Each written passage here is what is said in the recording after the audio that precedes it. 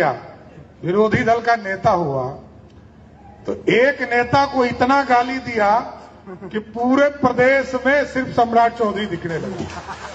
दिलीप जायसवाल का गाली का पूरा एक डिक्शनरी है, आप शायद सुने भी नहीं होंगे ऐसा ऐसा गाली। अगर आपको बीजेपी में कोई बड़ा पद हासिल करना है तो आपको गाली देना जरूर आना चाहिए। बिना गाली के आप बीजेपी में कोई पद हासिल नहीं कर सकते। राजनीति बिना गाली के नहीं हो सकती।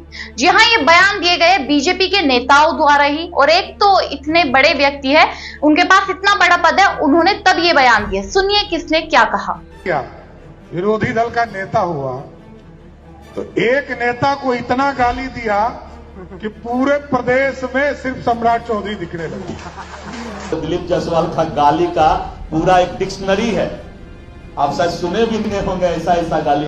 जैसा आप सभी ने सुना कि एक तरफ सम्राट चौधरी जो बिहार के उप मुख्यमंत्री है, बीजेपी के नेता है, वरिष्ठ नेता है, बिहार में बड़े नेता है, उनके मुख से ये बातें सुनकर कि गाली देना कोई बड़ी बात नहीं है, मैंने गाली दी तब वो चुप हो गए, यानी गाली देना बहुत जरूरी है, ये उनकी बातों से नजर आ रहा था। तो वहीं दूसरी तरफ दिलीप जायसवाल जो रोते नजर आते हैं जब पीएम मोदी की स्वर्गीय मां को गाली दी जाती है। कांग्रेस के मंच से एक व्यक्ति गाली देता है, जिसको लेकर कांग्रेस तो कह रही है कि आप इस पर कार्रवाई कीजिए, हम आपके साथ हैं। इस बच्चे ने गलत किया है कि किसी भी व्यक्ति को, किसी की मां को, किसी को भी गाली देना नहीं चाहिए, आपत्तिजनक शब्दों का प्रयोग ही नहीं किया जाना चाहिए। और मैं भी इसकी निंदा करती हूँ कि पॉलिटिक्स में जिस तरीके के शब्दों का चयन किया जाता है, जिस शब्दों का यूज किया जाता है, वह बहुत ही ज्यादा गलत है कि आपत्तिजनक शब्दों का तो प्रयोग करे ही ना।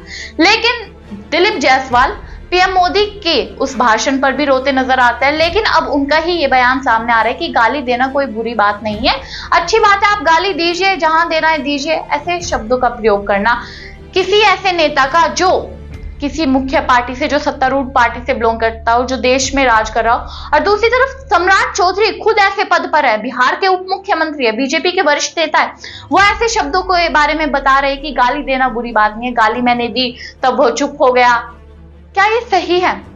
जहां एक तरफ 4 सितंबर को बिहार में प्रोटेस्ट ही इस मुद्दे को लेकर किया जाता है कि गाली देना गलत है, पीएम मोदी की मां को गाली क्यों दी गई। एनडीए की तरफ से ये प्रोटेस्ट किया जाता है कांग्रेस के खिलाफ, लेकिन ये जो प्रोटेस्ट था इसका उल्टा असर ही बीजेपी एनडीए पर ही हो जाता है। लोग वोट चोरी के नारे लगाते नजर आते हैं। सोचा जाता है कि जनता का सैलाब देखने को मिलेगा कि है ना, एनडीए में महासमर्थन है, मतलब बीजेपी का बिहार में काफी ज्यादा अच्छा देखा जा रहा है, विशाल रूप से लोग उन्हें वोट करेंगे ही करेंगे।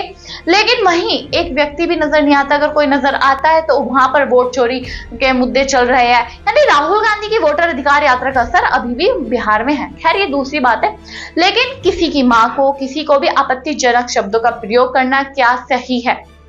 क्या भारत देश में हम जब राजनीति में जाते हैं ये सोचकर जाते हैं कि हमें गाली देना जरूर आना चाहिए, और बिहार के उप मुख्यमंत्री ऐसी बात को बोले, क्या वह सही है? बीजेपी अब इस पर एक्शन नहीं लेगी क्या?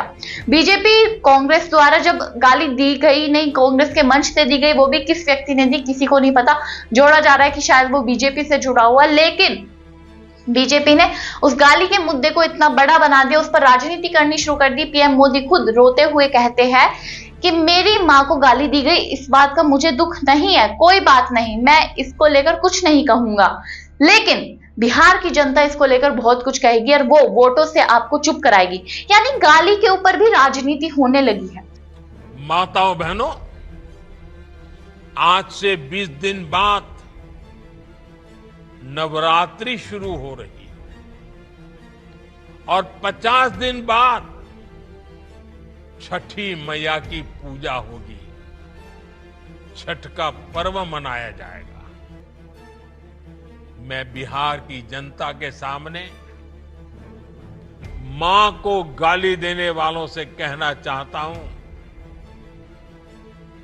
मोदी तो तुम्हें एक बार माफ कर भी देगा, लेकिन भारत की धरती ने मां का अपमान कभी बर्दाश्त नहीं किया है। इसलिए आरजेडी और कांग्रेस को 7 बहिनी से माफी मांगनी चाहिए, छठी मैया से माफी मांगनी चाहिए। बिहार में कई ऐसे अहम मुद्दे हैं जिन पर पीएम मोदी बात कर सकते हैं, जिन पर विपक्ष बात करता आ रहा है, चाहे वो बेरोजगारी का मुद्दा हो, चाहे वो मुद्दा हो अपराध को लेकर, पलायन को लेकर, विकास को लेकर। लेकिन इन सभी मुद्दों को छोड़ उप मुख्यमंत्री बिहार की क्या चर्चा करते नजर आ रहे हैं।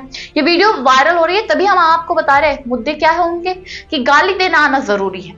अब आपकी इस पर क्या राय, कमेंट बॉक्स में जरूर बताएं कि क्या देश में गाली के बिना अब देश चल ही नहीं सकता, राजनीति ही गाली पर होनी चाहिए। अपनी राय जरूर बताएं।